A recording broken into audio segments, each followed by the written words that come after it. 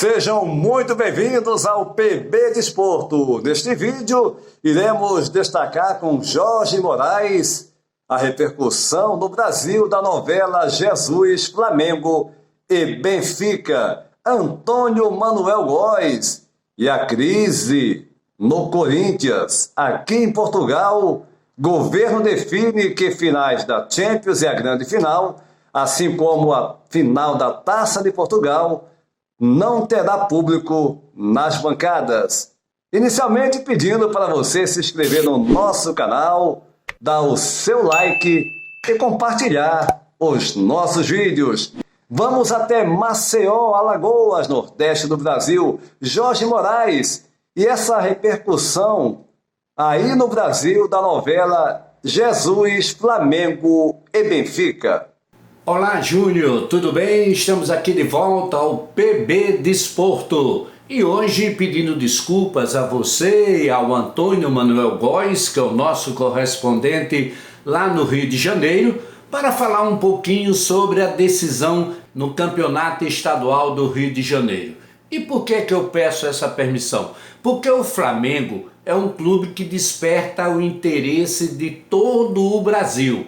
Aqui no Nordeste, só se fala na volta do Campeonato Carioca e no encerramento da temporada com esse jogo entre o Flamengo e o Fluminense. Fluminense que conseguiu mostrar uma reação muito boa após a pandemia, quando aconteceu a volta do futebol.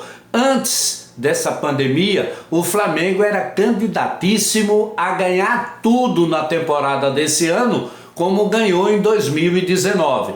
Só que esse ano começou muito bem, teve a parada por conta da pandemia e na volta o Flamengo não conseguiu apresentar o seu melhor futebol. Esse é o motivo que a gente está falando dessa decisão, pela reação do time do Fluminense, um time que não tem tanta qualidade, não tem um banco de reservas à altura do time que já não é bom, e o Flamengo não consegue desenvolver nos últimos jogos um grande futebol, como vinha acontecendo antes da pandemia. E o segundo assunto para a gente falar exatamente sobre essa decisão no Rio de Janeiro é que provavelmente vai ser a última partida do técnico Jorge Jesus, o português Jorge Jesus, que está à frente do Flamengo desde a metade do ano passado.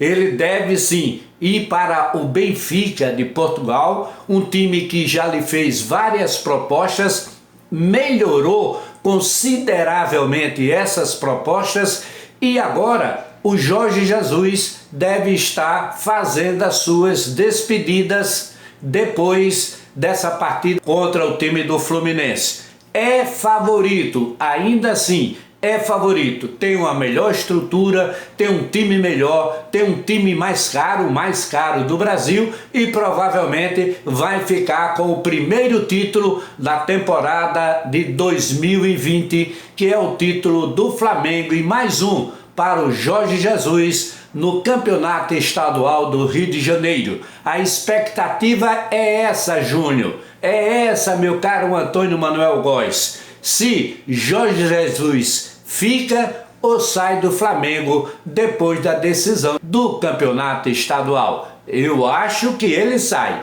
ele vai embora. Não vejo mais tanta empolgação no treinador do Flamengo. Tá certo? Um abraço para você e até o próximo PB Desporto, direto aqui do Nordeste do Brasil.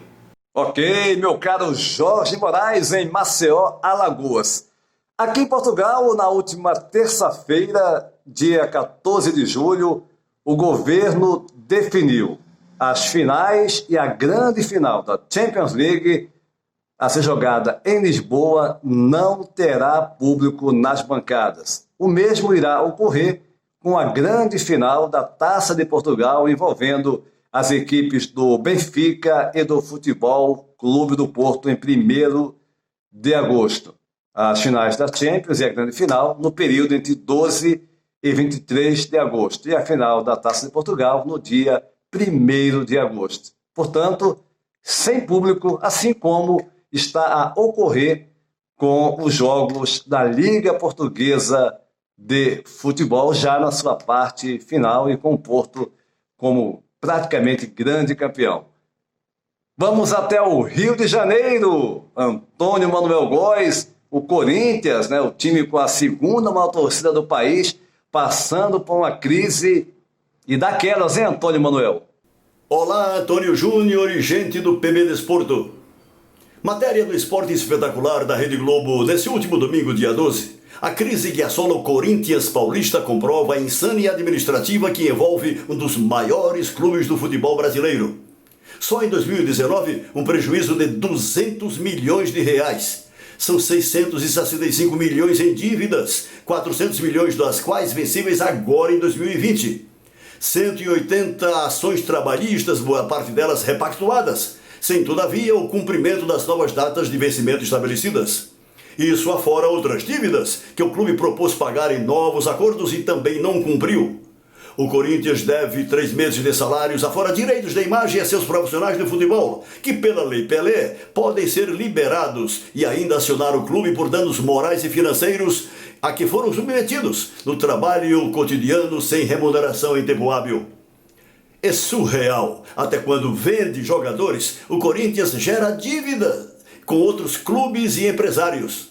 A atual gestão do presidente André Sanches contratou 33 atletas, 17 dos quais não estão mais no Parque São Jorge, porém são credores do clube de quem cobram por via judicial. As contas bancárias corintianas estão em sua maioria bloqueadas por demandas trabalhistas e de outras naturezas. O balanço de 2019 foi sistematicamente reprovado pelo Conselho Fiscal. Dos 62 milhões de reais gerados às bilheterias da Arena Itaquerão no ano passado, nenhum centavo caiu nos cofres do clube. O montante, menos mal, foi para o fundo destinado a pagar a dívida bancária da construção do estádio, de resgate igualmente imprevisível. A área social do Corinthians gerou 45 milhões de prejuízo em 2019. Enfim, o caos sem perspectiva de superação a médio prazo. Como é que um clube que ostenta a segunda maior torcida do país chegou a esse ponto de inidoneidade, embora tenha conquistado o maior número de competições de que participou na última década? Definitivamente, a fiel galera corintiana, tão apaixonada e presente na vida do clube, tem duríssimos anos de provação pela frente, na esteira do Cruzeiro e outros tantos no miserê de Pires da Mão, sem uma luz ainda que tênue no fim do túnel de tantas gestões suicidas, comprometendo como um todo a decantada grandeza do futebol brasileiro dentro de campo, Antônio Júnior. Tá legal, Antônio Manuel Góes no Rio de Janeiro. Aproveitando para pedir a você para se inscrever no nosso canal, dar o seu like e compartilhar os nossos vídeos. E no próximo PB Desporto, entre outros assuntos, iremos destacar uma das grandes equipes do futebol em sua história. E dessa vez será o Fluminense do Rio de Janeiro, a máquina tricolor na década de 70, com Rivelino, Pintinho, Cafuringa, Kleber e tantos outros jogadores. Um abraço a todos e até a próxima!